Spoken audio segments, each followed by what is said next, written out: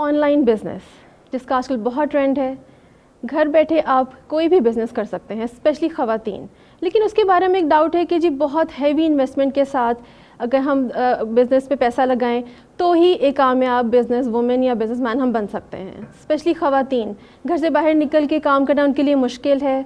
लेकिन ऐसी बहुत सी ख़वातीन हैं जो घर बैठकर बहुत ही कम पैसे में, कम इन्वेस्टमेंट के साथ एक सक्सेसफुल बिज़नेस चला रही हैं।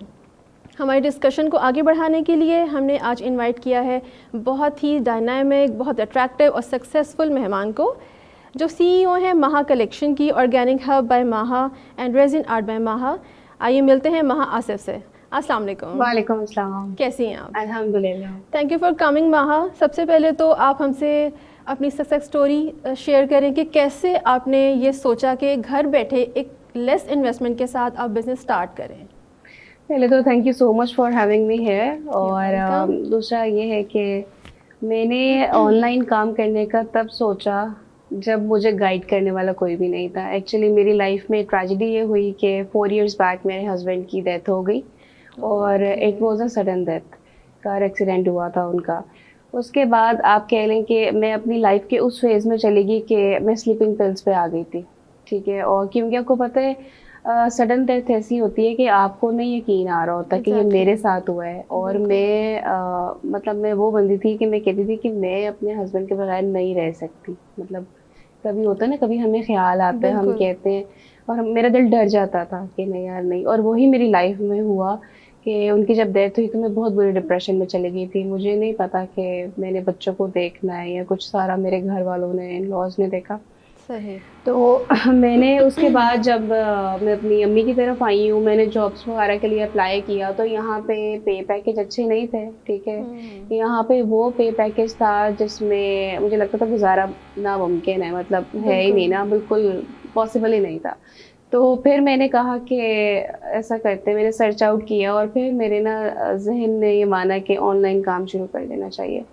और तब मैं वो बंदी थी कि मैंने बैचलर्स किया हुआ, बीकॉम किया हुआ है। और मुझे ऐसा लगता था कि सबसे शाय लड़की घर की, मैं बिल्कुल चुप रहने वाली, ना बोलने वाली वो लड़की थी, ठीक है। और तब मैंने कहा कि नहीं, मुझे ना ऑनलाइन काम शुरू करना चाहिए। वहाँ से फेसबुक पे मैंने ना लाइव सेशन शुरू किए।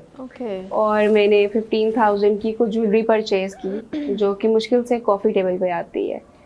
और उस टाइम पे ना मुझे बहुत लोगों ने, जो मेरे करीबी थे, वो कहते हैं ना स्नेक्स आपके आसपास ही होते हैं, आपको बस नज़र नहीं आ रहे होते, बेस्ट फ्रेंड्स के रूप में। मुझे उन्होंने बहुत डीमोटिवेट किया कि नहीं आप जो है कि ऑनलाइन काम करोगी, यार 2-4 चीज़ें लेके ऑनलाइन करोगी, हमें हंसी आती तुम्हारे लाइफ देख के। ये वो इस तरह की बहुत बातें ना कि फिर कुछ लोगों ने कहा कि तरस खाया। एक्चुअली क्योंकि I am a single mother, तो मैं ये कहती हूँ ख़वातीन को जो बाकी सिंगल मदर्स होती हैं कि ये हमारे ऊपर होता है कि हमने लोगों को तरस खाने देना अपने ऊपर, या हमने अपने आप को प्रूव करना है, ठीक है। तो मेरे पास यही ऑप्शन थे कि मैंने तरस नहीं खाने देना और मेरे ऊपर रिस्पॉन्सिबिलिटी है मेरे बच्चों की और मैंने ही उनको रेस करना है। तो वहाँ से मैंने ऑनलाइन काम शुरू किया। पहले 2 महीने कोई ऑर्डर नहीं आया क्योंकि मैं जाती थी, लाइव करती थी और मुझे बोलना नहीं आता था कि यार मैंने बोलना क्या है। ये मैं बात इसलिए बता रही हूँ ताकि वो ख़वातीन जो मुझे कांटेक्ट करती हैं कि हमें बोलना नहीं आता या हम उस फैमिली से हैं कि हम लाइव नहीं जा सकते, उसमें ज़रूरी नहीं होता कि आप खुद सामने आओ, आप चीज़ें सामने रखो और लाइव स्टार्ट कर दो। प्रॉपर मैं ट्रेनिंग्स भी देती हूँ समझाने के लिए जिनको नहीं समझ आ रही होती, मार्केटिंग। तो वहाँ से 2 महीने बाद मुझे जो है ना ऑर्डर मिला। और आप यकीन करें, जिस बंदी ने ऑर्डर दिया उसने तकरीबन वो सारे आर्टिकल्स उठा लिए। और आप सोचे मेरी खुशी की इंतहा के होगी। उस दिन आई रियलाइज कि नहीं, मैं ये कर सकती हूँ। फिर उसमें से जो प्रॉफिट हुआ, मैंने मज़ीद ज्वेलरी परचेज़ की। फिर ये कि मैं लाइव रोज़ जाती थी, मैं लाइव। और उसके बाद मेरे क्लाइंट्स बनते रहे। फिर मैंने सोचा कि महाज कलेक्शन पहला ब्रांड था जो मैंने अपना लॉन्च किया था। उसके अंदर हम हैंड बैग्स में डील करते हैं, ऑक्सीडाइज ज्वेलरी है, हैंडमेड ज्वेलरी होती है और हेयर एसेसरीज होती हैं जो कि हैंडमेड है।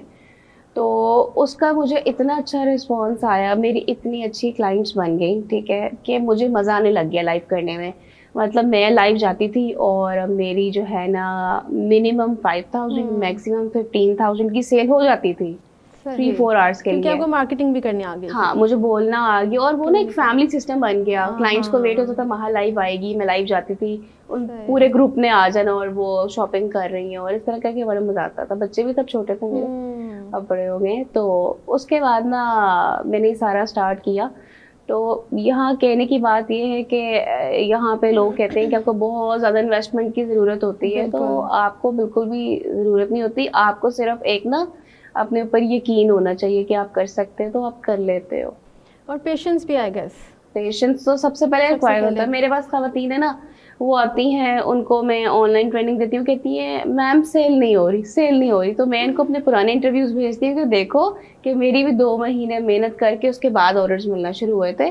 तो किसी को 2 महीने बाद, किसी को 1 वीक बाद, आपको ट्रस्ट करना चाहिए अपने आप पे और मेहनत करनी चाहिए कि अगर मेरी सेल नहीं हो रही तो कहाँ पे खामी आ रही है, क्या मसला हो रहा है कि क्यों नहीं हो रही, बाकियों की हो रही है, मैं भी वही हूँ, वही काम कर रही हूँ। तो अपने ऊपर ट्रस्ट लेवल और पेशेंस रिक्वायर होता है। तो आपके इस ग्रुप में सिर्फ खवातीन हैं, और मैंने ये सर्च किया है आपके बारे में कि सिंगल मदर्स के लिए भी आप बहुत काम कर रही हैं, उसके बारे में आप ज़रा बताइए। जी, सिंगल मदर्स के ऊपर जो मैं काम कर रही ना, इसके पीछे वजह ये है कि मैं खुद सिंगल मदर हूँ, ठीक है।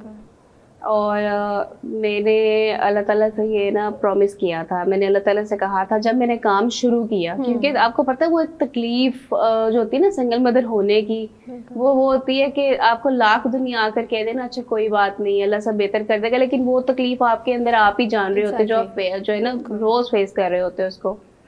तो मैं हर नमाज में ना अल्लाह से मैं बात करती थी कि अल्लाह ताला मुझे इतना कामयाब कर देना कि मुझ जैसी जो बाकी ख़वातीन है ना उनको मैं साथ लेके चलूँ, एज अ टीम लेके चलूँ। और तब मैंने जो है ना व्हाट्सएप पे ग्रुप बनाया था, वी ऑल सिस्टर्स के नाम से। और अब माशाल्लाह वो इतना ग्रो कर गया, इतनी ख़वातीन है जो मेरे साथ अटैच हो गई हैं, हर एक की अलग अलग स्टोरी है। और आप यकीन करें उस ग्रुप में कभी कोई जो है ना अपसेट हो जाती है तो दूसरी अपनी स्टोरी बता देती है, तो उसको कहती है मुझे आसरा मिल गया कि नहीं यार फिर भी बेहतर हूँ। हाँ, तो ये उसका हुआ है कि एक दूसरे को बिल्कुल एक सिस्टर्स की तरह वो एक ग्रुप है जिसमें किसी को कोई परेशानी हो, कोई खुश हो, तो वो उसमें हम डाल देते हैं ग्रुप में। एग्जैक्टली, चलें, वाह वंडरफुल। अच्छा, अब आप मुझे बताएं कि क्या ख़वातीन के लिए स्पेशली पाकिस्तान में घर से बाहर निकलकर काम करना ज़्यादा इम्पॉर्टेंट कह लें, या हर्डल्स कह लें, या फिर वर्किंग फ्रॉम होम, इसका आजकल तो बहुत ट्रेंड है, स्पेशली कोविड के बाद तो बिल्कुल बहुत ज़्यादा। तो ख़वातीन के लिए क्या ज़्यादा मैं समझती हूँ कि ज़रूरी है, या फिर हर्डल्स आती हैं, तो आप उसके बारे में क्या कहोगे, क्या मशवरा दोगे आप ख़वातीन को? मैं ख़वातीन को यही मशवरा दूंगी कि घर बैठ के जो है ना काम करना सबसे ज़्यादा ज़रूरी है और सबसे ज़्यादा जो है ना फ़ायदेमंद है ख़वातीन के लिए। वो इस तरह कि देखें सिंगल मदर्स हैं या कोई और हैं, एक आपका माइंडसेट भी होता है। मैंने शुरू में आप कह ले मैंने जॉब भी की, लेकिन ये है कि वो किसी के नीचे लग के जॉब करने वाला मेरा माइंडसेट नहीं था कि लेट क्यों आए, स्कूल में की थी, लेट क्यों आए, सैलरी होगी, ये वो ना, मुझे लगता था मैं इस चीज़ के लिए बनी ही नहीं हूँ, ठीक है। तो मैं ये कहती हूँ कि घर बैठ के देखें, आप काम कर सकते हो, आप अपनी फैमिली को भी देख सकते हो, बच्चे भी नज़रों के सामने होते हैं, उनको भी पता होता है हमारी माँ हमारे सामने है, और उसके अलावा ये है कि बाकी चीज़ें भी मैनेज कर सकते हो। और उसमें आपका कोई ना वो नहीं होता कि नहीं आपके ये फिक्स टाइमिंग्स हैं जिसमें काम करना, it's totally up to you, कभी आपका नहीं दिल आप ना काम करो, ये आपके लिए ईजी है। और दूसरा ये है कि मतलब आप आराम से, सबसे इजी वे जो है ऑनलाइन का, मैं ये नहीं कहती कि आप चलें, अगर वो ख़वातीन वो बहनें जो अंडर मैट्रिक हैं, ठीक है, मैं ये नहीं कहती कि आपको कोई इन्वेस्टमेंट की ज़रूरत होती है या आपको इंस्टा वगैरह यूज़ करना आना चाहिए। व्हाट्सएप तो आजकल हर कोई यूज़ कर लेता है, ठीक है। आप व्हाट्सएप पे ही जो है अपने इर्द गिर्द लोगों को ऐड करो और आप वहाँ से पिक्चर्स लेके स्टेटस पे लगाओ और आप देखो आपकी चीज़ें डन होने लग जाएंगी। ये मैं आपको उनकी एग्जांपल दे रही हूँ जितने ऑलमोस्ट 2-3 मॉल्स हैं, उनकी जो वहाँ पे सेल गर्ल है वो मेरे साथ कनेक्टेड है। अच्छा, इवन जो मेरे घर में मेड है तो वो भी कनेक्टेड होगी, उसने सारी बाजियों को ऐड किया है, व्हाट्सएप पे स्टेटस लगाती है और कई बाजी डन डन डन हो गया है और वो बड़ी खुश है। तो देखें, अब उस बेचारी को इतनी अवेयरनेस नहीं थी, वो मेरे पास काम करती, उसको इतनी अवेयरनेस आई तो उसने वो भी काम शुरू कर पूरा दिया। नेटवर्क आपका एक हाँ, और वो बड़ी खुश होकर बता रही सबको मैं ऑनलाइन कम करनी है बाजी से नाल। तो देखें, आप किसी के चेहरे पे खुशी दे रहे हो। यहाँ पे लोग डीमोटिवेट कर देते हैं, यार एजुकेशन नहीं है, ये नहीं है, वो नहीं है, जॉब नहीं कर सकते, तो इससे बेहतर है कि आप जो है खुद वो काम शुरू कर दो। दूसरा मैंने अभी कुछ देर पहले रुखसाना वेलफेयर फाउंडेशन मैंने ज्वाइन की है। उनका जो प्रोजेक्ट है वुमेन एम्पावरमेंट का, वो मैं लीड कर रही हूँ। अच्छा। उसमें आगे फर्दर जो हमारे प्रोजेक्ट्स आ रहे हैं वो यही है कि वो खवातीन जो डी ट्रैक हो जाती हैं, ठीक है, जो इजी मनी के पीछे जो है वो जाती हैं बेचारी। इट्स अ बिटर रियलिटी जो मैंने नोट की है ना, यहाँ पे लोग कहते हैं कि खास तौर पे सिंगल मदर्स के ऊपर उनको इतना अच्छा नहीं समझा जाता, ठीक है, यहाँ पे खास तौर पे वो अगर तो वो बेचारी गलती से अच्छा प्लेटफॉर्म मिल गया, वो कमाने लगी, वो कहेंगे जरूर इसके पीछे ये कोई दो नंबरी करती है, ये है वो है, वो इस तरह की बातें। उनको जरा नहीं एहसास होता कि वो कहाँ से जीरो से शुरू करके वो कहाँ पे आई है। वो लोग जेलस होने लग जाते हैं और अजीबोगरीब बातें करते हैं। तो मैंने वही किया है, वहाँ पे जो प्रोजेक्ट मैंने ज्वाइन किया उसमें यही है कि एक तो अवेयरनेस देनी औरतों को, और फिर मेरा एक और पॉइंट है, चले मैं आपसे जो है मैं डिस्कस करती हूँ। मैं यहाँ पे मेरा ये पॉइंट होता है, यहाँ पे ये लोग कहते हैं कि औरतें जो हैं गलत रास्ते पे चली गई हैं, ठीक है, ठीक है, 100 में से 20% जो है वो अच्छे स्ट्रॉन्ग फैमिली बैकग्राउंड से होंगी, बिल्कुल, ठीक है, उनके बैक पे सपोर्टिव उनके फैमिली मेंबर्स। यहाँ पे इंटरव्यूज मेरे होते हैं तो यहाँ पे वो कहते हैं लास्ट पे आप क्या मैसेज देंगी। मैंने कहा मैं ये मैसेज दूंगी घर वालों को कि अपनी बेटियां अगर वो तलाक लेकर या बेवा होकर आ गई ना तो उनका सहारा बनो, ठीक है, भाई जो हैं तुम लोग उनको सपोर्ट करो। यहाँ पे देखिए अब मेरे पास ऐसे ऐसे केस भी आए हैं कि वो कहती हैं हम जॉब कर रही हैं, हमारे ऊपर पूरा घर चल रहा है, लेकिन ये है कि हमारी मजबूरी है, हमारा ये गंदी नजर रखता है और हम कुछ कर नहीं सकते। क्यों? क्योंकि वो पीछे से उनका कोई मजबूर है वो। तो यहाँ पे कोई ऐसे प्रोग्राम्स इनको लॉन्च करने चाहिए या कुछ इस तरह के जैसे शेल्टर होम वगैरह सिंगल मदर्स के भी करने चाहिए कि वहाँ पे वो सेफली रह सकें। Exactly, बिल्कुल। मेरा सिर्फ ये पॉइंट होता है कि किसी लड़की को शौक नहीं होता कि वो डी ट्रैक हो या वो गलत रास्ते पे जाए, ठीक है, कुछ को होता भी है, उनको छोड़ा, लेकिन कुछ ऐसी भी होती हैं जो मजबूर होती हैं, उनको पीछे सपोर्ट करने वाला कोई नहीं होता। तो यहाँ पे इतना स्ट्रॉन्ग मैसेज है जो मैं देना चाहूंगी कि नहीं, प्लीज अपनी बहनों के साथ, अपनी बेटियों के साथ उनका साथ दें ताकि वो गलत रास्तों पे ना जाएं। एग्जैक्टली, बहुत खूबसूरत आपने ये मैसेज दिया और माशाल्लाह मेरे साथ साथ मेरे ख्याल से जितने भी ऑडियंस हैं वो भी आपसे बहुत कुछ लर्न करेंगे। And thank you so much Maha for your precious time. Thank you so much for having me here. इसके साथ ही इजाज़त लेते हैं अगले मेहमान और अगले टॉपिक के साथ। अल्लाह हाफ़िज़।